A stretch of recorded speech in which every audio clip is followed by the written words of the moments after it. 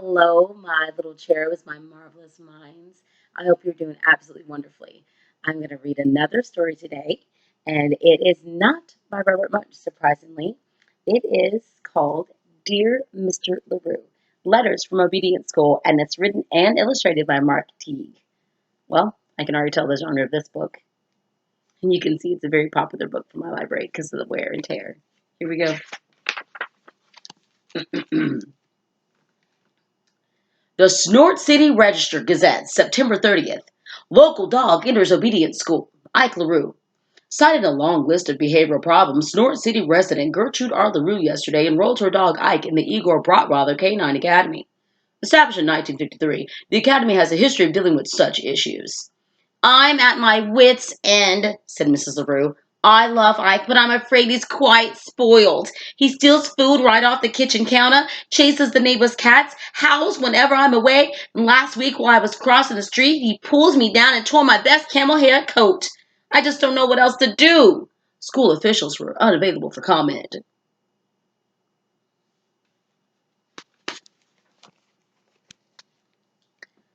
October 1st. Dear Mrs. LaRue, how could you do this to me? This is a prison, not a school. You should see the other dogs. They are bad dogs, Mrs. LaRue. I do not fit in. Even the journey here was a horror. I was very unhappy, and I am very unhappy and may need something to chew on when I get home. Please come right away. Sincerely, Ike.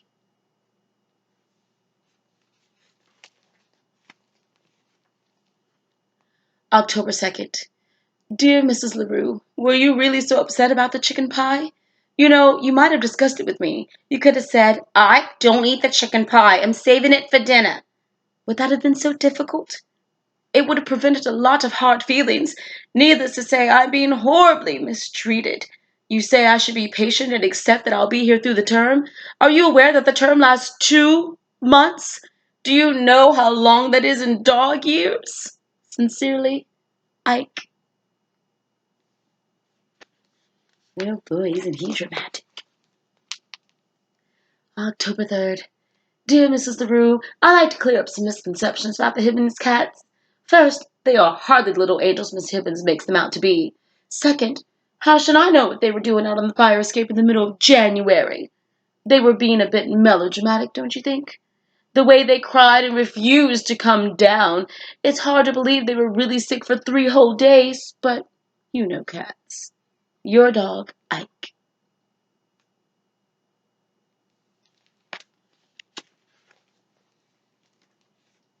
October 4th. Dear Mrs. LaRue, you should see what goes on around here. The way my warden, Miss Klondike barks orders is shocking. Day after day, I'm forced to perform the most meaningful task. Today it was sit and roll over. All day long, I flatly refuse to roll over. It's ridiculous and I won't do it. Of course, I was severely punished. And another thing, who will help you cross the street while I'm away? You know you have a bad habit of not looking both ways. Think of all the times I've saved you. Well, there was that one time anyway. I must say, you weren't very grateful, complaining on and on and on about the tiny rip in your ratty old coat. But the point is, you need me. Yours, Ike. I love how the illustrator shows what's probably actually happening and what he imagines is happening.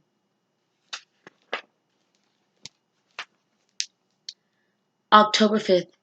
Dear Mrs. LaRue, the gods here are all caught up in this good dog, bad dog thing. I hear it constantly.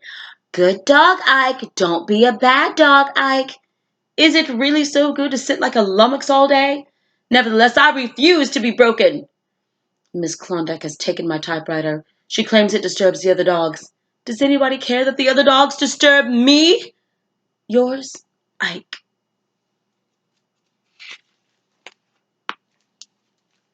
October 6th. Dear Mrs. LaRue, were the neighbors really complaining about my howling? Is it so hard to imagine? First, I didn't howl that much. You were away those nights, so you wouldn't know, but trust me, it was quite moderate. Second, let's recall that those are the same neighbors who are constantly waking me up in the middle of the afternoon with their loud vacuuming. I say we all have to learn to get along.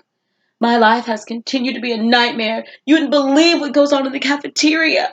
Sincerely, Ike. P.S.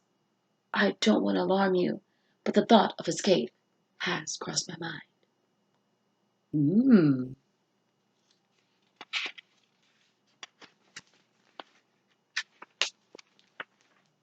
October 7th. Dear Mrs. LaRue, I hate to tell you this, but I'm terribly ill. It started in my paw, causing me to limp all day. Later, I felt so queasy that I could barely eat dinner, except for the yummy gravy. Then I began to moan and howl. Finally, I had to be taken to the vet. Dr. Wilfrey claims that he can't find anything wrong with me, but I am certain I have an awful disease. I must come home at once. Honestly yours, Ike. I think I know what he's up to. Do you? October 8th. Dear Mrs. LaRue, thank you for the lovely get well card. Still, I'm a little surprised that you didn't come get me. I know what Dr. Wilford says, and is it really wise to take a risk with one's health? I could have a relapse, you know. With fall here, I think about all the fine times we used to have in the park. Remember how sometimes you would bring along a tennis ball? You would throw it, and I would retrieve it every time. Except for once when it landed in something nasty and I brought you back a stick instead. Ah, I miss those days. Yours truly, Ike. P.S. Imagine how awful it is for me to be stuck inside my tiny cell. P.P.S. I still feel pretty sick.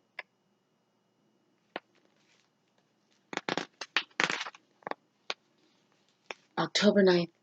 Dear Mrs. LaRue, by the time you read this, I will be gone. I've decided to attempt a daring escape. I'm sorry it has come to this, since I am really a very good dog. But frankly, you have left me no choice. How sad is it to not be appreciated? From now on, I'll wander from town to town without a home, or even any dog food most likely. Such is the life of a desperate outlaw. I will try to write you from time to time, as I carry on with my life of hardship and danger. Your lonely fugitive.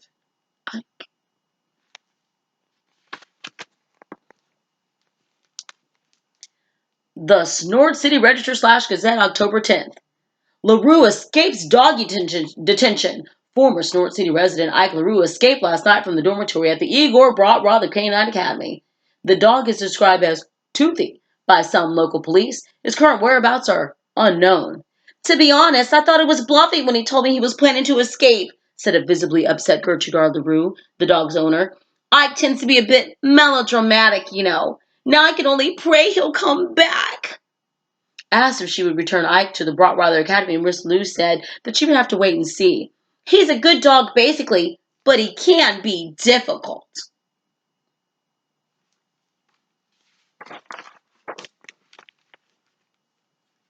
October 11th, somewhere in America.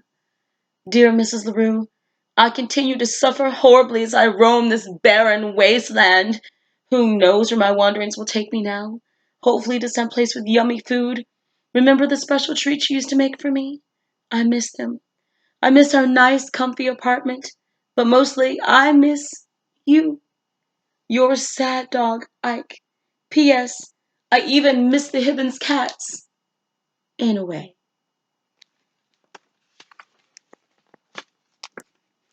October 12th. Still somewhere. Dear Mrs. LaRue, the world is a hard and cruel place for a stray dog. You would scarcely believe the misery I've endured, so I've decided to return home. You may try to lock me up again, but that is a risk I must take. And frankly, even more than myself, I worry about you. You may not know it, Mrs. Rue, but you need a dog. Your misunderstood friend, Ike. I wonder what's going to happen. You think she's going to welcome him home? Let's see.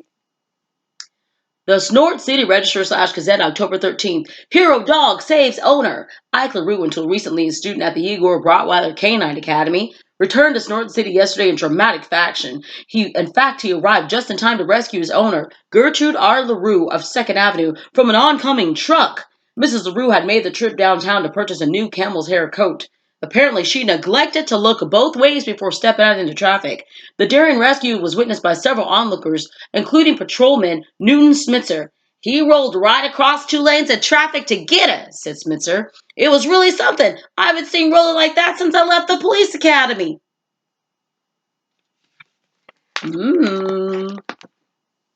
Mrs. LaRue was unhurt in the incident, though her coat was badly torn. I don't care about that, she said. I'm just happy to have my Ike back home where he belongs. LaRue said she plans to throw a big party for the dog. All the neighbors will be there, and I'm going to serve Ike his favorite dishes. Do you think he's learned his lesson? I'll bet he can't wait to taste the chicken pie. I hope you enjoyed that story. So the writing prompt today is, you guessed it, to write a letter, a friendly letter. All right. So there are several parts to a friendly letter that I want you to make sure you include. You have to make sure, and I'll look at one of Ike's letters to show you. You have to make sure that you include the date. The date is off to the side at the top. And then you have your greeting with the comma, of course. And then you have the body of the letter. This is all right here is the body. All the words he wants to say is the body. And then you have your closing.